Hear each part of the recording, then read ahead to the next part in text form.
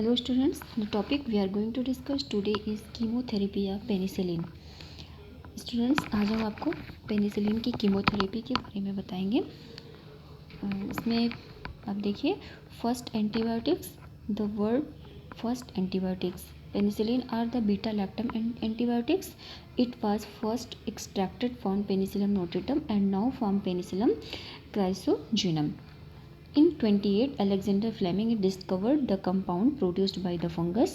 The isolated compound is called penicillin. Penicillin is a group of antibiotics that are commonly used to treat different type of gram-positive and gram-negative bacterial infection. And then it destroys bacteria by inhibiting the enzymes responsible for the formation of the cell wall in bacterial cells. Fleming noted a fungus growing on his bacterial plates had killed off surrounding bacteria.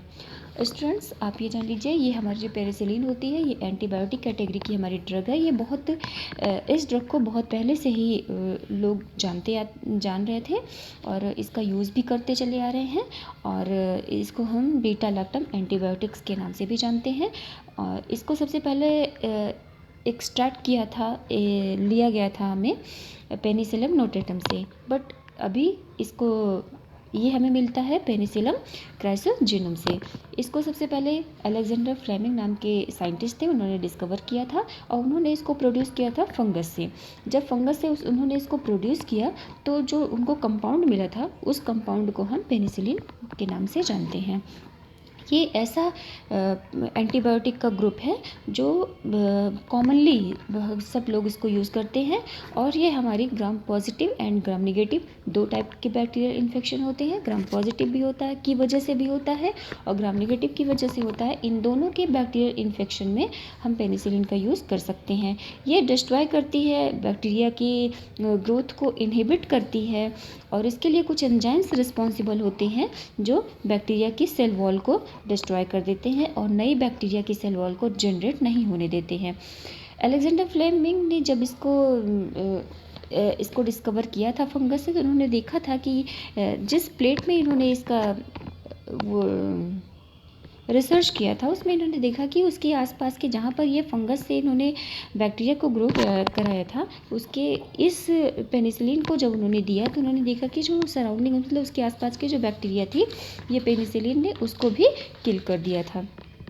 Next students, इसका classification of penicillin on इसको हम कैसे किस category में classify कर सकते हैं। Number पहले इसको सोर्स के बेसिस पे, route of administration, spectrum of activity, resistance of enzyme and resistance to acid, इतनी तरीके से इसको हम इस कैटेगरी से इसको हम क्लासीफाई कर सकते हैं। स्टूडेंट्स, ये हमको नेचुरल और सेमी सिंथेटिक दोनों फॉर्म में मिलता है। तो हमारा जो नेचुरल पेनिसिलिन होता है वो उसका एग्जांपल है पेनिसिलिन जी और पेनिसिलिन वी। जो सेमी सिंथेटिक पेनिसिलिन होता है वो ऑक्सासिलिन, क्लोक्सासिलिन, नेफासिलिन। नेक्स्ट है ओरल फॉर्म में एम्पिसिलिन, एमॉक्सासिलिन, पेनिसिलिन वी और ऑक्सासिलिन, और पेरेंटल में मिलता है पेनिसिलिन जी, मेथासिलिन और nafcillin. Narrow spectrum methicillin, oxacillin, nafcillin और ब्रॉड स्पेक्ट्रम में ampicillin, amoxicillin. Intermediate spectrum penicillin V and penicillin G, ये हमारे कई टाइप से मिलते हैं। Extended spectrum carbenicillin and ticarcillin, piperacillin. Next है resistance to beta lactamase, methicillin, nafcillin, oxacillin, ये ड्रग इसमें ली जाती है। Non resistance to beta lactamase, ampicillin, penicillin G and penicillin V. Resistance to acid की फॉर्म में जो रेसिस्ट करती है वो ड्रग होती है एसिड स्टेबल होती हैं और एसिड अनस्टेबल होती हैं। जो स्टेबल होती है वो पेनिसिलिन वी, एम्पिसिलिन, एमॉक्सासिलिन और ऑक्सासिलिन होती हैं। जो अनस्टेबल होती हैं वो पेनिसिलिन जी, मेथिसिलिन और नेफासिलिन होती हैं। नेक्स्ट स्टूडेंट्स, हम इसका क्लासिफिकेशन देखते हैं, मोड ऑफ एक्शन देखते हैं। तो जो हमारी पेनिसिलिन है मोस्टली हम उसी का मोड ऑफ एक्शन देखेंगे। तो इसमें है आपका बीटा लैक्टम एंटीबायोटिक। कोई भी बीटा लैक्टम कैटेगरी के हम एंटीबायोटिक लेते हैं जो कि जब बैक्टीरियल सेल वॉल पे जाती है तो ये बाइंड करती है पेनिसिलिन पर। ये पेनिसिलिन को बाइंड करती है जहाँ पर पेनिसिलिन को नहीं, उसकी प्रोटीन की साइट पर जाकर के उसकी प्रोटीन पर जाकर के बाइंड होती है और ये इनहिबिट करती है क्रॉस लिंकिंग ऑफ पेप्टाइडोग्लाइकॉन। जो क्रॉस लिंकिंग मतलब कि पेप्टाइडोग्लाइकॉन की जो चेन होती है उसको ये इनहिबिट कर देती है, जिसकी वजह से नई हमारी चेन नहीं बन पाती है।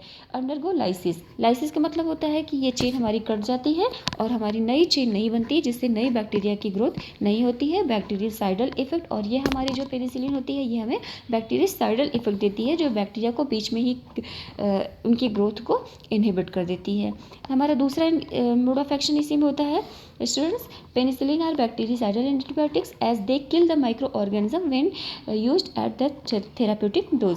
ये हमारे माइक्रो ऑर्गेनिज्म, बहुत छोटे ऑर्गेनिजम्स होते हैं, बैक्टीरिया होती है, उनको ये किल करने का काम करते हैं।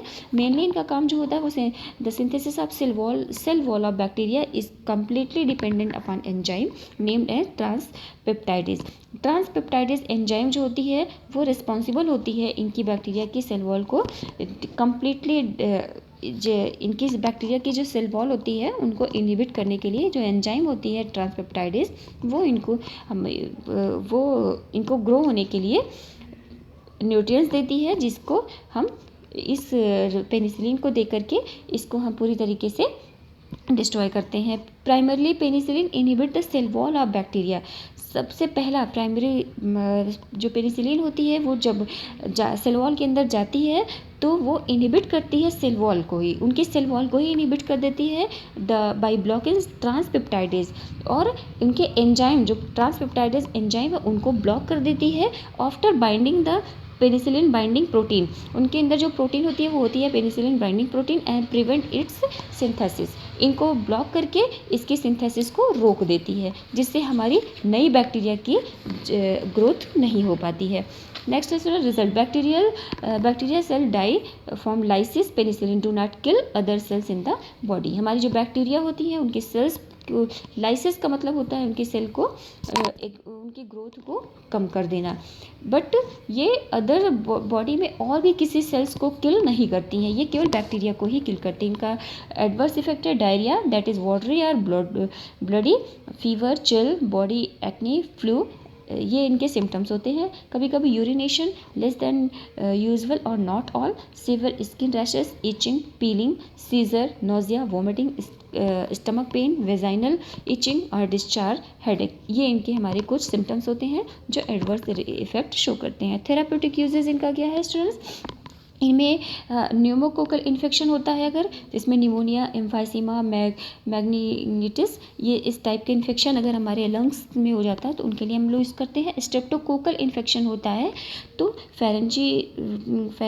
फेरेंजिटिस, scarlet fever, syphilis, gonorrhoea, meningococcal infections, anthrax, diphtheria, tetanus, gas, gangrene, इन टाइप का अगर हमारे कोई इन्फेक्शन होता है तो उसमें हम पेनिसिलिन का यूज़ करते हैं। तो स्टूडेंट्स, ये जो कोकल आपने देखा है इसका मतलब है कि ये हमारे ग्राम पॉजिटिव और जो ग्राम नेगेटिव बैक्टीरिया होती हैं कोकाई की वजह से हो जाती है, उनके अगेंस्ट ये काम करती हैं, इसलिए इनको हम, और ये बहुत ही ब्रॉड स्पेक्ट्रम होती है, इसलिए इनको हम किसी भी टाइप का इन्फेक्शन हो उसमें हम यूज़ कर सकते हैं। Okay students, thank you.